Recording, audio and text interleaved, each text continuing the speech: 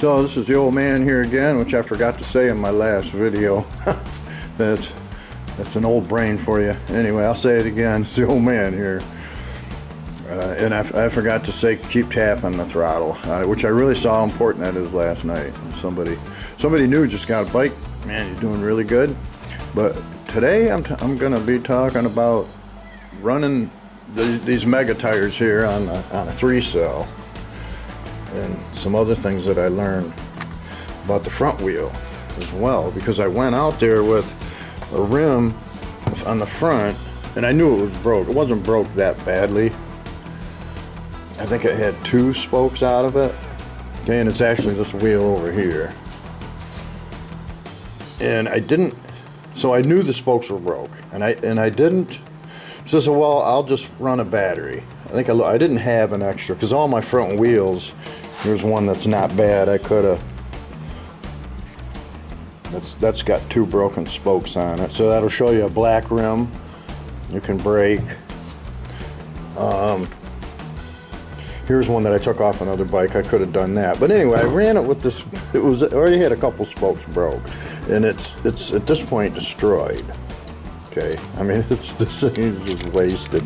Like this one here, and I see that on this rim. So this is what I've discovered out there, because I ended up going.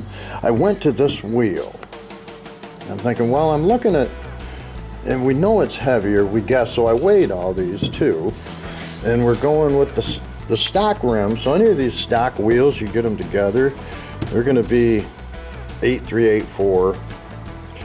And then the 53 with their heavier, their V2 rim. Okay, that weighs 9.1.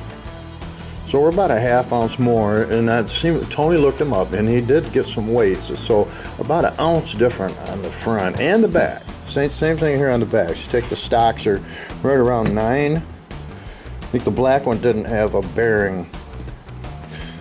Yeah, this one didn't have a bearing on it.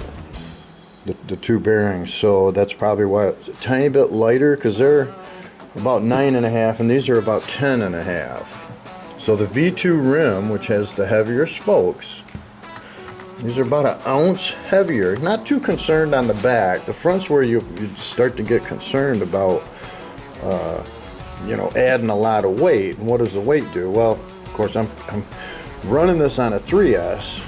I don't know anybody that racing. We're going to be back down to the 2S. I just had to do it to see just how crazy it was, and it's crazy. So I put this aluminum wheel on the second run, and you'll see on the front of the video, the first run, how it is I discovered something here on the front end, which I've known right along anyway, that you got to make your forks move. And I saw an example of that last night.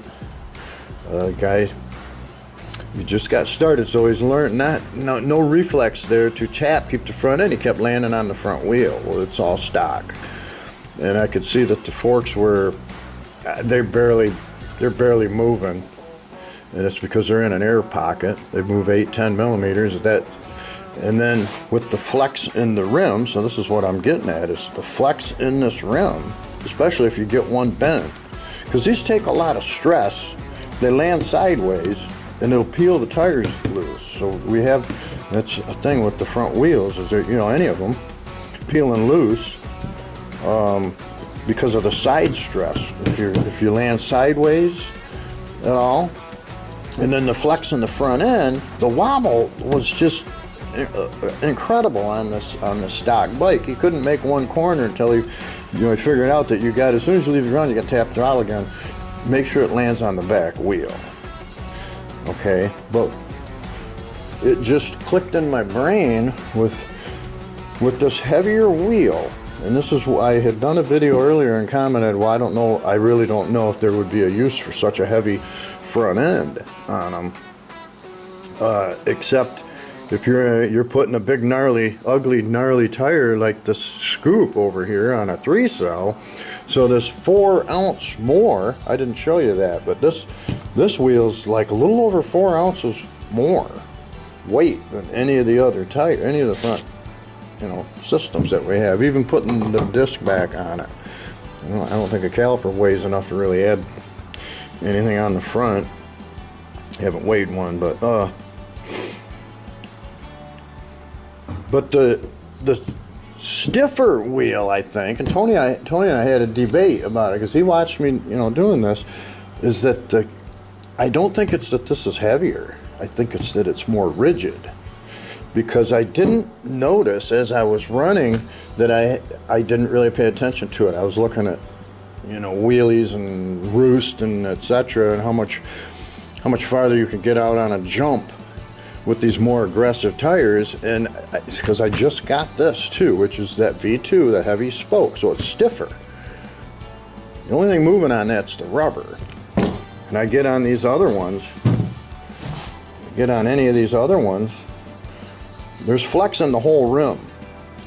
So the whole thing's wobbling a little bit. So we also looked at, they make a rim reinforcement. Okay, they make one that fits just on the rim.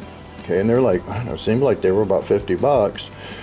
And this whole wheel, not the hub, you're not including the hub, but that's less than 50 bucks. I'm thinking that was about, it was 33. I just looked them up yesterday for the young guy.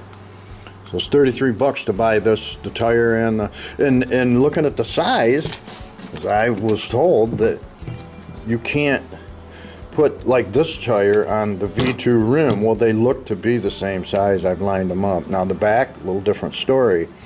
You look at the back wheel, and then so I'm talking about if you wanted the stock. The thing about the stock wheel, look at here. See these foams? There's just a lot of airspace. Any of these Proline tires, they come with foam, it fills that right up. Same thing on the front. I've put a few of these together with that. You have to literally stretch that foam over the rim. And it's stretched out really tight. It doesn't fill the gap here. So that's the thing about the stock, the Losi tires. And evidently they have Losi part numbers, so there's something Losi's making. These are Proline. This front V2, then they got their street tire now. I don't know if I'm going to try the street tire on a 3-cell at all, but so ultimately my conclusion here, and I'll go to the videos and show you, how I came about my conclusion here. The stability of the front end is that I think it's the stiffer rim that takes more of the head shake out, because, and it just dawned on me watching this thing land, because even the 3-cell couldn't keep the front up. That's why I looked at this like it's so heavy, the bike cannot keep the front wheel up. And ideally, if you're, you don't take any bike and land it on the front wheel. You land it on the back wheel. You set the back wheel down first. That's what stabilizes the machine. And if your front's so heavy, so with the 2S, I couldn't keep the front end up at all. Now with the 3S, I could get about a 2-inch, and I'll show you in the video, I pointed it out, about a 2-inch of lift hitting the throttle, and I hit it up to 4 times on the big double out there, and couldn't really get more than about a 2-inch lift. Now doing that with a lighter wheel, it would have pulled the front end right up. I mean, just one tap is really all I should need with that. But with the heavier wheel, you can't lift. So I landed on the front wheel a lot. That's my point about figuring out. See, one more thing that causes head shake on these, if you're landing on the front wheel, ideally, don't land on the front wheel, period. Just don't do it. You wouldn't do it on a real bike, because you're going to end up on your head. And that's what these toys, where they get all shaky and out of control, if they land, and if they land sideways. And I did a couple where the machine landed like this on the front wheel. And I am going to make sure I get some video doing, which means I'll be intentionally trying to land it on the front wheel with this. I haven't done that video yet, but I will get that for this. I have to. I'll intentionally be trying to, I'll probably be hitting the brakes, whatever, because I've gotten with my running where it just, I don't even think about it. You leave the ground, you hit the throttle again. You can't hold the throttle, because they'll stall out. It'll just, you'll end up, if you react after the front end's starting to drop, might be too late. So that's the thing, you have to go into your jumps anticipating the front end coming down. And with the 3-cell wheel speed, you got to be careful how much you get on the throttle, because it'll just pull the thing right on up, straight up.